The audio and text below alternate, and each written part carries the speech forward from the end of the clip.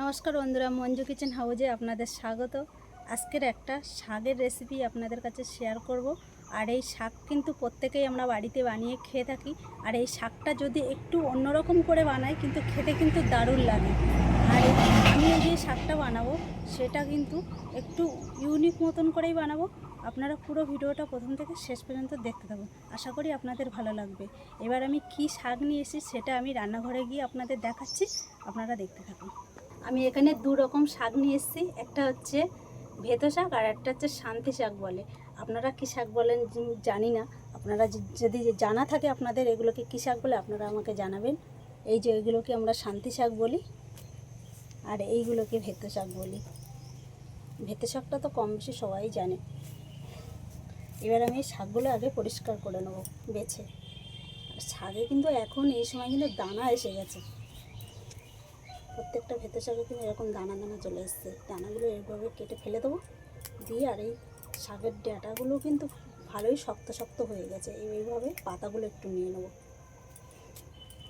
সবগুলো শাক এইভাবে পরিষ্কার করে নেবো আগে, নিয়ে তারপরে রান্নাটা শুরু করব। আর এই শাকগুলো সদ্য একদম বাগান থেকে তুলে নিয়ে আসা হয়েছে, জমি থেকে, আর বিনা সারের একদম। এই শাকের কিন্তু খেতে কিন্তু স্বাদই অন্যরকম। সারের থেকে বিনা সারের যে কোনো সবজি শাক কিন্তু সবথেকে বেশি ভালো লাগে। শাকের সাথে একই সাথে কতটা ধনেপাতা নিয়ে এসেছি বাগান থেকে এক্ষুনি তুলে, এগুলোও কুচিয়ে নেব। আর কটা সিম এনেছি, সিমটাও কেটে নেব।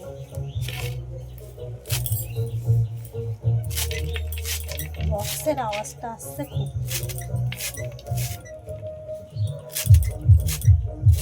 আর এই সিমগুলো কিন্তু পুরো দানা ভর্তি। এই দানা ভর্তি সিম কিন্তু বেশি খেতে ভালো লাগে। আর এই শীতের সময় এই সিম মাছ দিয়ে ঝোল করলেও কিন্তু দারুণ লাগে খেতে। আমার ঝপঝপ করে শাকগুলো তাড়াতাড়ি বাছো, তাহলে তাড়াতাড়ি হয়ে যাবে রান্নাটা। ভালো জ্বলছে তো? হ্যাঁ, উনুন ভালো জ্বলছে। একদিনে ভালোভাবে শুকিয়ে গেছে না, 2 ঘন্টার উপরে প্রায় আগুন জ্বালিয়ে রেখে দিয়েছিলাম, পুরো শুকিয়ে গেছে। উনুনটা জ্বালিয়ে নিয়েছি, এবার কড়াই বসিয়ে দিলাম।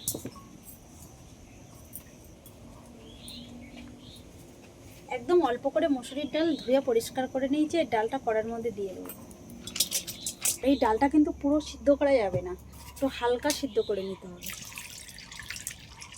একটা ভুল হয়ে গেছে, আগে দিয়ে হালকা করে হলুদ দিয়ে দিয়েছি, সেটা আপনাদের দেখানো হলো না। এবার হালকা করে একটু লবণ দিয়ে দিলাম, দিয়ে এবার আমি হালকা করে একটু সিদ্ধ করে নেব।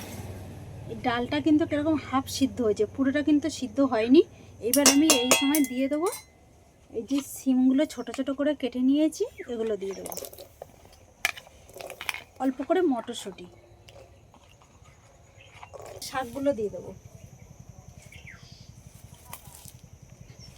শাকটা কমে গেছে অনেকটা, এই সময় দিয়ে দিচ্ছি কাঁচা লঙ্কা চেরা, এই ধনেপাতা কুচিটা দিয়ে দেবো, লবণ দিয়ে দিচ্ছি। শাক ভাজার সময় সব সময়ের জন্য লবণের পরিমাণটা কম করে দিতে হয়, কেননা শাকটা কমে গেলে কিন্তু তখন লবণটা বেশি হয়ে যাবে যদি লবণের পরিমাণ বেশি দেওয়া হয়। কেননা শাক যতক্ষণে না সিদ্ধ হচ্ছে তো শাকের পরিমাণ বোঝা যায় না। আমি এখানে 7 থেকে 8 কোয়া রসুন নিয়েছি, এই রসুনগুলো থেতো করে নেব। আর এই শাক ডাল দিয়ে এইভাবে বানাতে গেলে সবসময় ডালের পরিমাণটা কম করে দিতে হবে, বেশি দিলে কিন্তু একদম পুরো ডাল পুরো শাকের সঙ্গে পুরো ঘাটা ঘাটা হয়ে যাবে, তখন কিন্তু ভালো লাগবে না। আর এগুলো সব একসাথে ভালো করে সিদ্ধ করে নিয়েছি, এবার আমি এটা লাদিয়ে নেবো। আগে কড়াইতে দিয়ে দিচ্ছি সরষের তেল, দিচ্ছি 3টে শুকনো লঙ্কা, পেঁয়াজ কুচি, একদম অল্প করে চিংড়ি মাছ দিয়েছি, চিংড়ি মাছটা দিয়ে দিলাম। এবার সবগুলো একসাথে একটু হালকা করে আমি ভেজে নেব। সামান্য পরিমাণে হলুদ দিয়ে দিলাম। আর এর মধ্যে কিন্তু আমি আর আলাদা করে লবণ দেবো না, যেহেতু শাকের মধ্যে 2 বার লবণ দেওয়া হয়েছে। ডাল সিদ্ধ করার সময় লবণ দিয়েছি, আবার শাকের মধ্যে দিয়েছি, এই জন্য লবণ আর আমি দিলাম না। এগুলো ভালো করে ভাজার পরে এবার দিয়ে দিচ্ছি রসুন, সিদ্ধ করা রসুনটা দিয়ে দিলাম।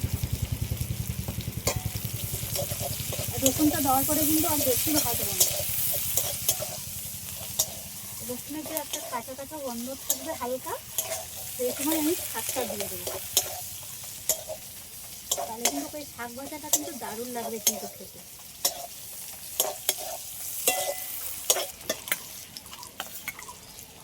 এবার সিদ্ধ করে রাখা শাকটা দিয়ে দিলাম।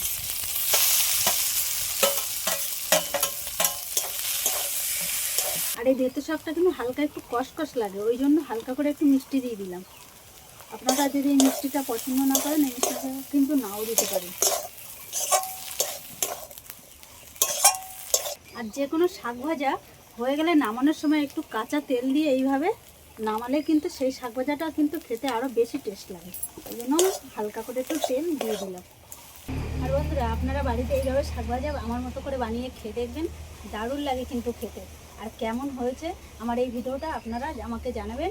আর আমার এই ভিডিওটা ভালো লাগলে আমার চ্যানেলটিকে সাবস্ক্রাইব করে লাইক কমেন্ট শেয়ার করে আমার বন্ধু হয়ে পাশে থাকবেন।